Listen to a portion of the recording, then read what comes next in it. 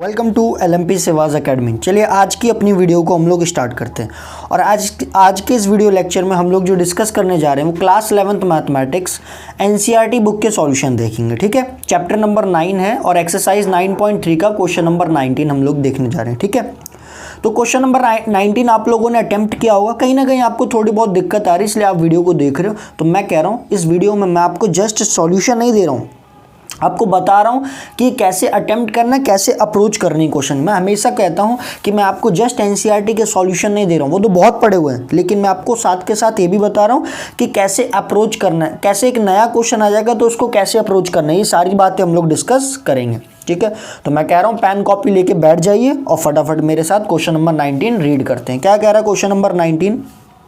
बोला है find the sum of the products of the corresponding terms of the sequences. बोला find the sum of the products. अब ये line को बड़े ही तरीके से पढ़ना है। कैसे?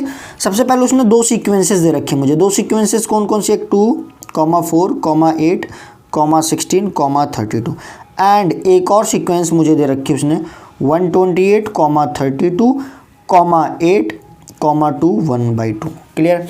ये दो सीक्वेंस हमें गिवन है और ये क्या बोल रहा है? Find the sum of the products, find the sum of the products of the corresponding terms of the sequence.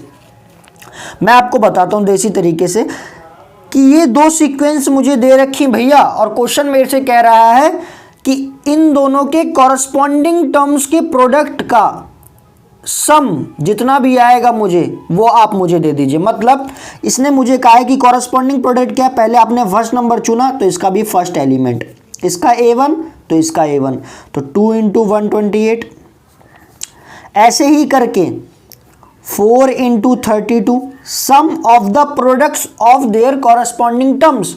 तो यहाँ सेकेंड एलिमेंट है तो यहाँ सेकेंड एलिमेंट। ठीक है, अब थर्ड एलिमेंट है तो 8 × 8, फिर फोर्थ एलिमेंट है तो 16 × 2 और लास्ट में आपका फिफ्थ एलिमेंट है तो 32 × 1/2। बात समझ?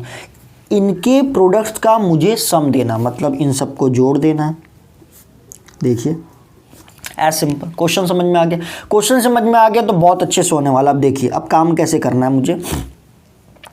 2 × 128, अब आप इसको मल्टीप्लाई करेंगे, वैसे मत करो, आप 256 मत लिखो, मैं बताता हूँ।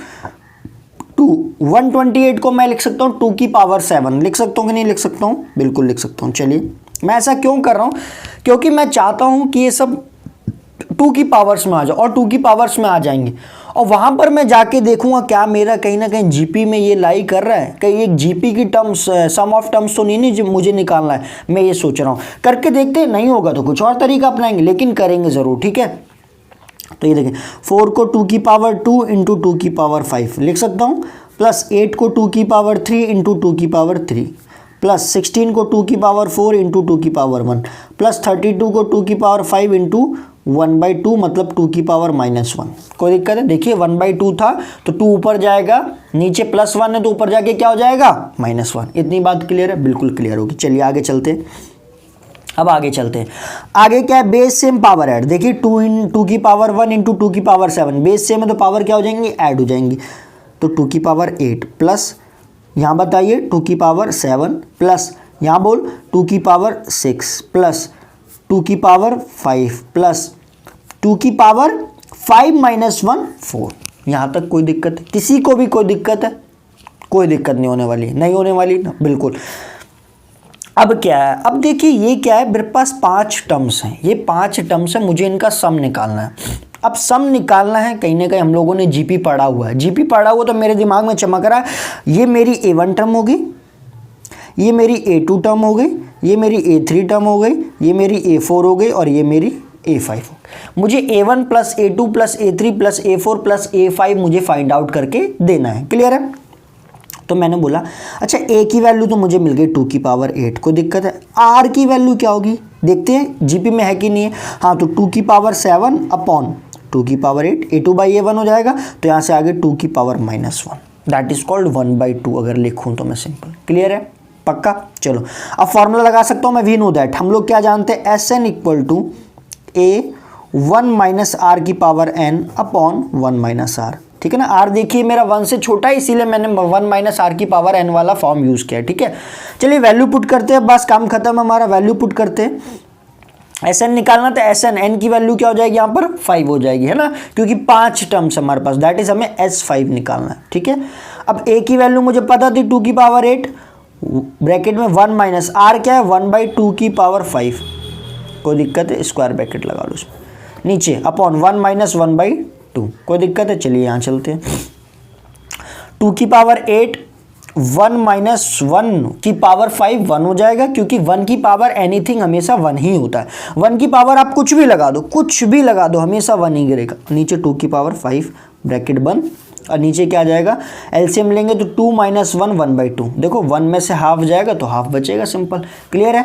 चलिए अब देखना, 2 की पावर 5 जब एलसीएम लेंगे तो यहाँ 2 की पावर 8 और एलसीएम लेंगे 2 की पावर 5 माइनस 1, 2 की पावर 5 होता है आपका 32 माइनस 1 अपॉन 2 की पावर 5 अपॉन 1/2। अब क्या होगा बच्चा, देखिए दूर दूर वाले के पास जाएगा, पास पास वाले के पास जाएगा, ठीक है।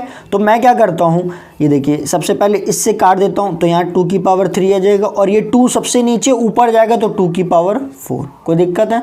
और 32 में से 1 जाएगा तो 31, कोई दिक्कत है। तो आंसर क्या आया, 2 की पावर 4 इंटू 31, मल्टीप्लाई कर लेते हैं। 2 की पावर 4 हमारा कितना होता है 16 इंटू 31, देखिए 16 3 जा 48 480, और 16 1 जा 60, 480 प्लस 16 496, क्या हमारा यही आंसर, हाँ यही आंसर हमारा। तो मुझे लगता है कि आप लोगों को ये क्वेश्चन बहुत अच्छे समझ में आएगा, कैसे सोचना था, क्या क्या करना था, बस समझ में आया। अगर ये वीडियो आपको पसंद आई तो भाई लाइक ज़रूर करना, और चैनल पे पहली बार आए हो और इसी तरीके की आप वीडियो देखना चाहते हो तो चैनल को सब्सक्राइब कर दो, बेल नोटिफिकेशन को ऑन कर दो, ठीक है। बेल नोटिफिकेशन को क्या कर दो, आप ऑन कर दो, क्लियर है।